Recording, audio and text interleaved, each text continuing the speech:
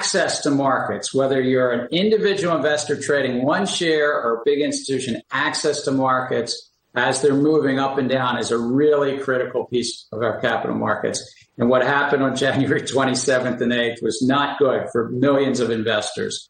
So the transparency you mentioned is important between broker-dealers and their customers. I got to tell you, I was cheering. I was on my feet clapping SEC Chair Gary Gensler promising to do more to help the individual investor, make it an even playing field, and I loved it. He was interviewed on TV again this morning, and he stood his ground. I think it's fantastic. That makes him my winner of the week. I want to bring in District Media President Beverly Hallberg joining me now. Just your reaction. I don't know if you saw all of it, but I'm sure you read what Gary Gensler talked about. And he's pushing back against, he wants transparency with shorting. He's like, you know what, pay for play, the payment for order flow. I think we may see some legitimate changes here that will help the individual investor. I agree with you. I think this is important. We need to make sure that individual investors are treated equally and treated fairly. This will also encourage individual investors to do more in the market. So I think this is a good move. And I think when it comes to financial markets, we're going to need a lot more moves like this that focus on the individual and not just the big firms. All right, so I'm going to rapidly go through some losers, get your thoughts on them, and then I'm going to ask you for your winner and loser of the week. But first, we've all heard of YouTube millionaires, Instagram millionaires, TikTok millionaires. Well, Twitter says they're going to make a few people hundredaires, okay? Social media sites setting up what they call a tip jar, which will allow users to directly send money to their favorite accounts. I think that's a loser, Beverly.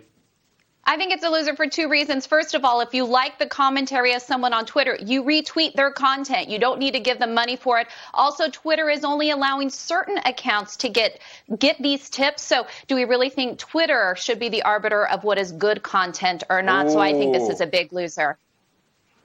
They always want to be the arbiter, huh? Hey, I got an unbelievable story for you. A Japanese man has been arrested. He was dating 35 women at one time.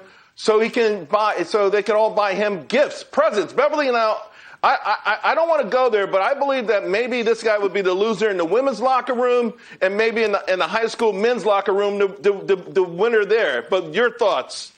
Yeah, definitely a loser, but good for these women to figuring this out and calling him out. But here is the thing, ladies. If the man is actually paying for you when he takes you out, then it's not going to make sense for him to try to get you to buy him birthday gifts. I think this only happened because the women were buying their own meal. And if you let the man take care of you, then I think you can figure out who is the winner and who is not. But he's definitely a loser.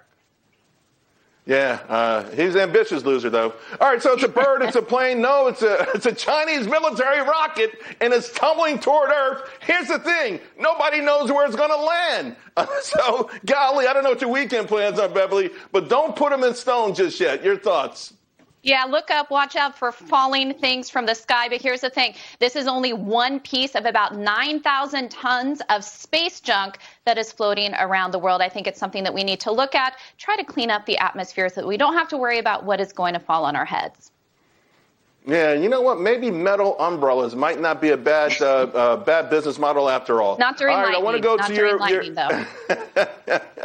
I want to go through your winners and losers. First, I know a special Mother's Day theme going on here. You say Congresswoman Cori Bush is your loser. Why?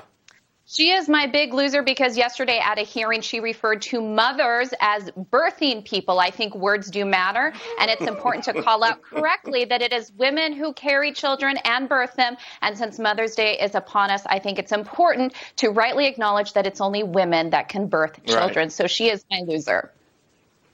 And your winner? And my winner of the week, this is a 25-year-old woman from the country of Mali. She actually birthed not just 7 children. She thought it was just going to be 7. It was 9 children that she birthed. All did survive. I learned a new term, and that is 9 babies born at once are known as nunuplets. I did not know that term. And they're looking into whether or not this is a world record. So a very happy Mother's Day to Alima Sassis, and I just hope she has a lot of help. Well, I got to tell you, I saw this story and it just blew my mind. It will take a village to raise those kids, but I'm happy that she had them all and they're all happy and healthy. And I want to say, even though you're not a mom officially, I know you're a mother to Dre and you're also a heck of an aunt. So happy Aunt Day and happy Mother's Day to you as well, Beverly. Thank you so much, Charles. Appreciate it.